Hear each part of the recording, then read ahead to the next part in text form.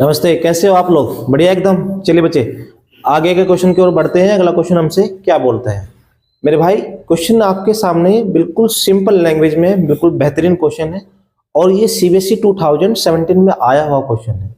किसमें आया हुआ है? सीबीएसई 2017। सीबीएसई 2017 यानी कि ये प्रीवियस ईयर क्वेश्चन है मेरे बेटे। कौन सा क्वेश्चन है? प्रीवियस ईयर क्वेश्चन है। चलिए, ऐसे क्वेश्चन आपको मे भी हो सकता है एग्जाम में देखने को मिल जाए आगे 2025 में मेरे भाई। चलो क्वेश्चन क्या बोलता है देखते हैं। If the ratio of the 11 term of an AP to its 18 term is 2:3। 11 term यानी कि A11 और हमारे पास में क्या है? A11 और A18 का रेशियो हमारे पास में 2:3 गिवन है। Then find the ratio of the sum of first 5 terms to the sum of its 10 term। S5 और S10 का हमें रेशियो निकालना है मेरे भाई। कैसे निकालेंगे? फर्स्ट ऑफ ऑल बच्चे आप ध्यान से समझो। A10 है, A11 है मेरे बेटे, तो A11 को हम A plus 10D is equal to 2 upon A18 को मैं A प्लस क्या बोलेंगे? 17D। किसके इक्विवेलेंट है मेरे भाई? 2/3 के इक्विवेलेंट है। ये बात समझ में आ रही है? चलो, ये हमने A प्लस 10D और A प्लस 17D कैसे किया? ये तो पता ही होगा आपको। ये हमने ऐसे किया, एक जनरल टर्म का फॉर्मूला होता है हमारे पास में क्या? AN is equal to A plus N minus 1 into D। AN यानी कि हमें गिवन थी क्या? A11, तो N की जगह पे हम क्या पुट करेंगे मेरे बेटे? 11 पुट करेंगे। तो A plus 11 minus 1 into D. 11 minus 1 यानी कि कितना हुआ मेरे भाई? 10।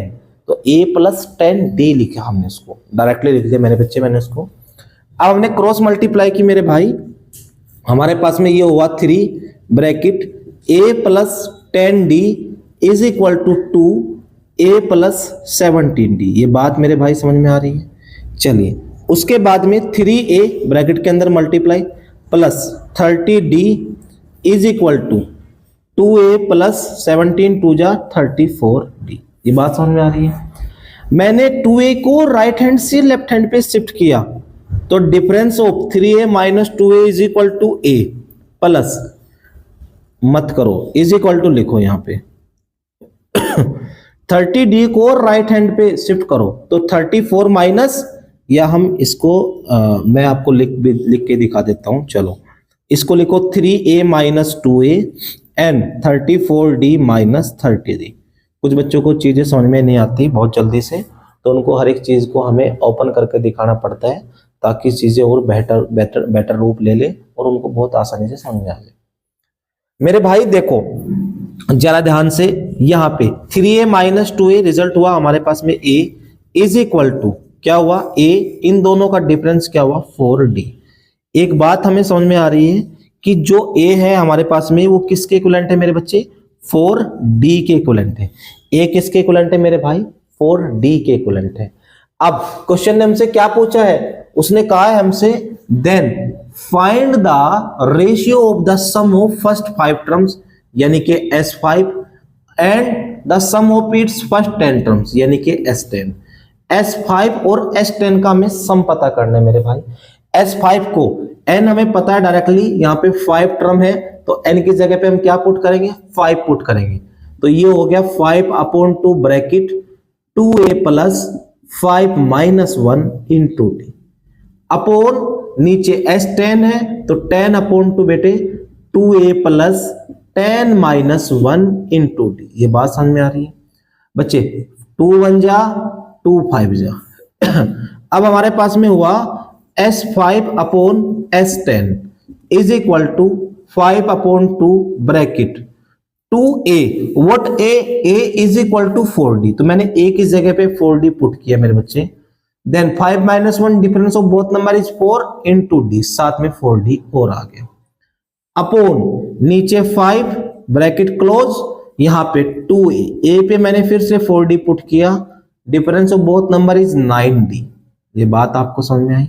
चलिए बच्चे, अब S5 अपॉन S10 पे जाना था हमें मेरे भाई। यहां पे एक बात समझो, अगर मैं इन दोनों में से क्या कॉमन ले लूं?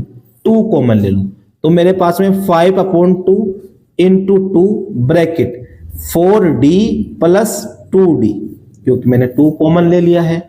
अब बच्चे नीचे देखना, 5 एज इट इज 4 2 जा 8d plus 9d, 8d plus क्या आएगा हमारे पास में 9d। ये बात आपको समझ में आ रही है, यहां तक कोई प्रॉब्लम? चलिए अब उसके बाद में हम यहाँ पे लिखेंगे 2 से 2 कटिंग हो गया, 5 से 5 कटिंग हो चुका, क्योंकि ये परफेक्टली डिविजिबल हो गया इसका। तो बच्चे S5 अपॉन S10 निकालना है। 4d और 2d कितना हो गया हमारे पास में 6d, एंड 8d और 9d कितना हो गया 17d। d से d डिविजिबल हो चुका, रिजल्ट कितना आया हमारे पास में? रिजल्ट आया हमारे पास में S5 अपॉन S10। S5 और S10 का बच्चे रिजल्ट जो आया 6/17। कितना है मेरे बेटे? 6/17, जिसको हम 6:17 भी बोल सकते हैं। ये बात मेरे भाई आपको समझ में आई? यहां तक कोई प्रॉब्लम किसी भाई को? कोई डाउट है? आपको अगर कोई भी डाउट होगा तो आप नीचे कमेंट बॉक्स में कमेंट कर देना, मैं हर संभव प्रयास करूंगा मेरे बेटे मैं इसको अगली वीडियो में कराने का। चलिए अब हम मिलते हैं अगली वीडियो में। अगली वीडियो में हम आगे के क्वेश्चन प्रैक्टिस करेंगे जो कि मोस्ट इंपॉर्टेंट होंगे और मोस्ट एक्सपेक्टेड होंगे फॉर बोर्ड 2025 के लिए मेरे बच्चे।